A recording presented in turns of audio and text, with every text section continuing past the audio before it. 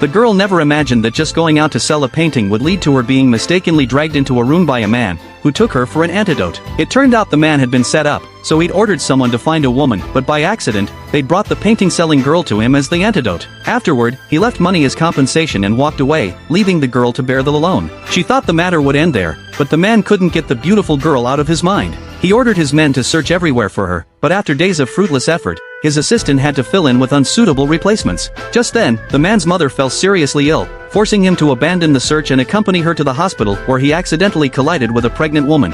As expected, trouble was brewing. The woman he'd bumped into was exactly the girl he'd been searching for months. But in the urgency of the moment, he didn't get a clear look at her face, and they missed each other once again. In the hospital room, his mother tearfully whispered her last wish to her son. 想见到你，结婚生子，不然妈死不瞑目呀。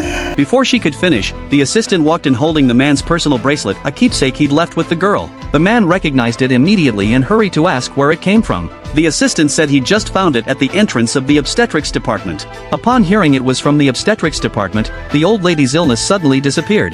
你对象怀孕了。妈妈，你不是生病吗？ Yet the man mistakenly thought the woman had sold herself for money and was hiding from him to scheme for his wealth.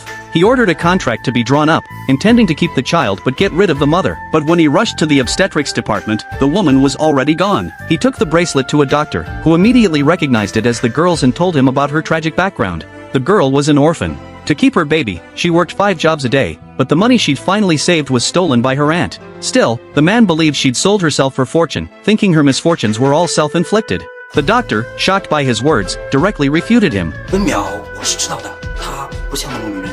等会儿，你说她叫什么名字？文淼啊。 The assistant was stunned when he heard the woman's name. Checking the files, he realized she wasn't the antidote he'd arranged for the man. The man finally understood why the girl had repeatedly insisted he'd mistaken her. Realizing his misunderstanding, he frantically searched for her, unaware she was on the verge of death. When the girl returned home, she found her keys no longer worked. Her aunt had changed the locks to seize the house left by her parents, determined to drive her away. Her uncle played the peacemaker beside them. 老婆，淼淼毕竟是我外甥女，你现在还怀着孕，咱就算不搬走，也该让她进去歇口气呀。 The girl went inside to burn incense for her parents but couldn't find their memorial tablets anywhere. After searching, she discovered them in the trash. Enraged, she confronted her aunt. 我爸爸的牌位为什么会在垃圾桶里？